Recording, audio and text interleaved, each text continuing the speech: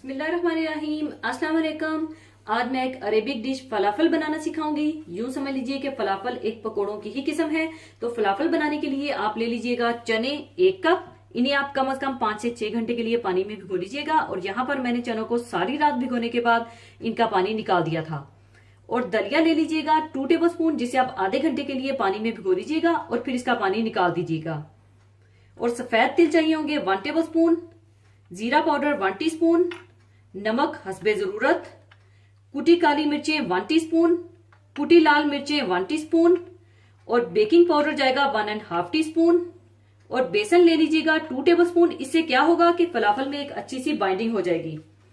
और बारीक कटी हरी प्याज 1/2 कप, आम नॉर्मल प्याज छोटी 1 अदद बारीक काट लीजिएगा, हरी मिर्चें 4 अदद, इन्हें भी बारीक काट लीजिएगा। और इसमें रफली कटा हुआ लहसुन जाएगा 4 जवे और पार्सले बारीक कटा हुआ 1/2 कप, या इसकी जगह आप हरा धनिया भी डाल सकते हैं। सबसे पहले आप चॉपर में पार्सले, रफली कटा हुआ लहसुन, हरी मिर्चें और प्याज और हरी प्याज डाल दें।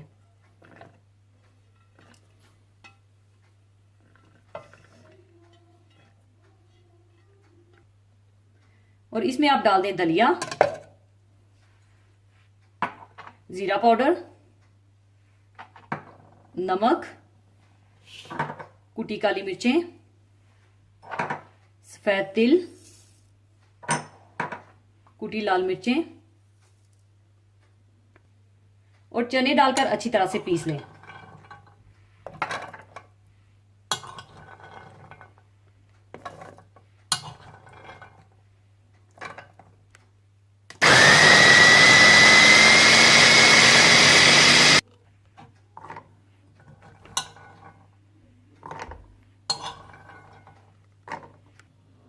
अच्छी तरह पीसने के बाद अब इसे मैं दूसरे बर्तन में शिफ्ट कर दूंगी।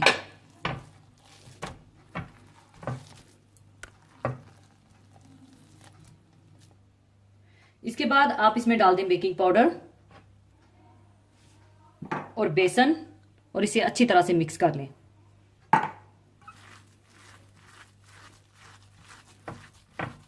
इसके बाद आप हाथों पर तेल लगाकर चाहे गोल, बेजवी या चिपटे छोटे छोटे फलाफल बना लीजिएगा और मीडियम हीट पर इन्हें फ्राई कर लीजिएगा। और साथ ही आप तेल को भी गर्म कर लीजिएगा।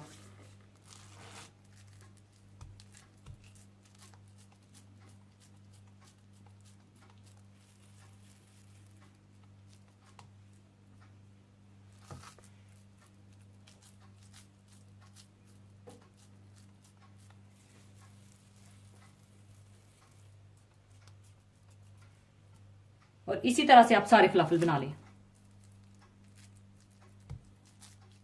फलाफल के बाल्स बनाने के बाद आप इन्हें डीप फ्राई कर लें। और अगर आप हेल्थ कॉन्शियस हैं तो आप इन्हें ओवन में भी बना सकते हैं। पहले ओवन की ट्रे को तेल से ग्रीस कर लें और ऊपर चिपटे फलाफल बनाकर 180 डिग्री पर रखकर दोनों तरफ से 15-15 मिनट के लिए बेक कर लें। और मैं अब इन्हें डीप फ्राई कर लूंगी।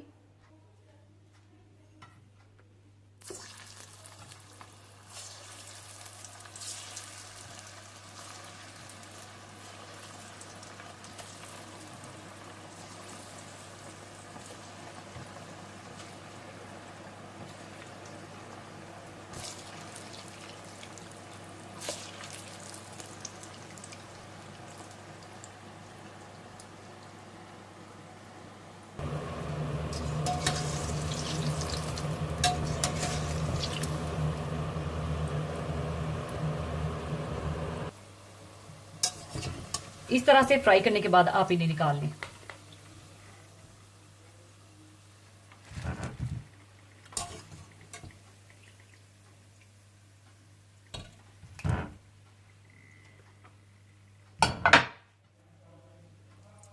और इस तरह से आप बाकी फलाफल भी तल लें।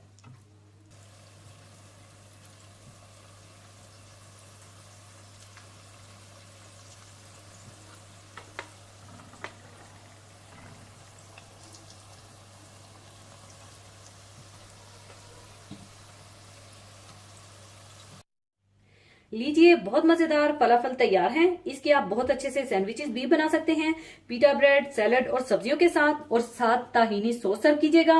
और पीटा ब्रेड और ताहीनी सॉस बनाना मैं आपको सिखा चुकी हूँ, और अब मैं पीटा ब्रेड में इनके सैंडविचेस बनाऊंगी।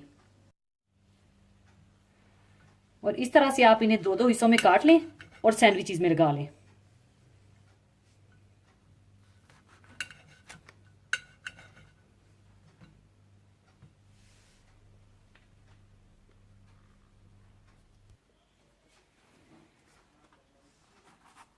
इस तरह से पहले आप पीटा ब्रेड में ताहीनी सॉस लगा लें।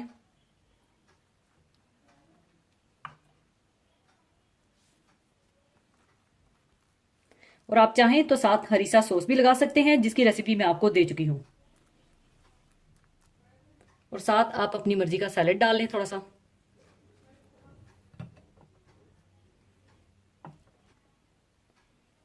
और इसमें आप साथ फलाफल डाल लें, और ऊपर आप ताहीनी सॉस डाल लें। लीजिए, बहुत मजेदार फलाफल तैयार हैं। इसे आप रमजान के मेन्यू में भी शामिल कर सकते हैं, तो जरूर बनाइएगा और दुआओं में याद रखिएगा।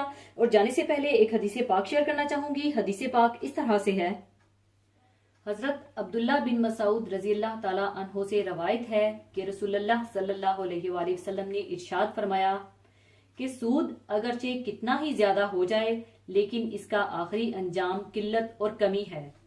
इस हदीस में आखिरी अंजाम से मुराद आखिरत का अंजाम है, यानी जो लोग सूद के जरिए इस दुनिया में अपनी दौलत में इजाफा कर रहे हैं और यहाँ वो लखपति और करोड़पति हो गए हैं, आलमे आखिरत में वो बिल्कुल मुफलिस और कोड़ी कोड़ी के मोहताज होंगे, और उनकी ये दौलत उनके लिए वबाल और अजाब होगी। जैसा कि अल्लाह ताला ने कुरान पाक में और रसूलुल्लाह सल्लल्लाहु अलैहि वसल्लम ने अपने इरशादात में इतला दी है। अल्लाह ताला एक जगह इस तरह इरशाद फरमाते हैं, अल्लाह सूद को हमेशा घटाता है और सदकात को बढ़ाता है। यानी सूद के माल में बरकत नहीं होती, बल्कि असल माल भी जाया हो जाता है। सूद से बज़ाहिर माल बढ़ता दिखाई देता है, लेकिन हकीकत में घट रहा होता है। जैसे किसी आदमी का बदन वरम से फूल जाए और वो बीमारी है या प्यामे मौत, जबकि सदकात से मालूम होता है कि माल में कमी हो रही है, लेकिन हकीकत में वो बढ़ता है। जैसे किसी मरीज को बीमारी से पाक साफ करने के लिए उसकी आंतों को साफ किया जाता है, जिससे इसकी सेहत में बेहतरी वाक़या होती है। सूदखोर लोग इस हकीकी राहतो इज्जत से बिल्कुल महरूम रहते हैं, जो दौलत का असल हासिल और फल है। इस लिहाज से ये कहना बिल्कुल सही है कि कोई सूदखोर सूदी कारोबार के जरिए ख्वाह कितनी ही दौलत कमा ले, वो दौलत के हकीकी लुत्फ समरा से हमेशा महरूम ही रहता है। इस तरह वो दौलतमंद होने के बावजूद मुफलिस ही है। इसी के साथ मैं आपसे इजाजत चाहूंगी। अपना बहुत ख्याल रखिएगा, दुआओं में याद रखिएगा। अल्लाह हाफिज।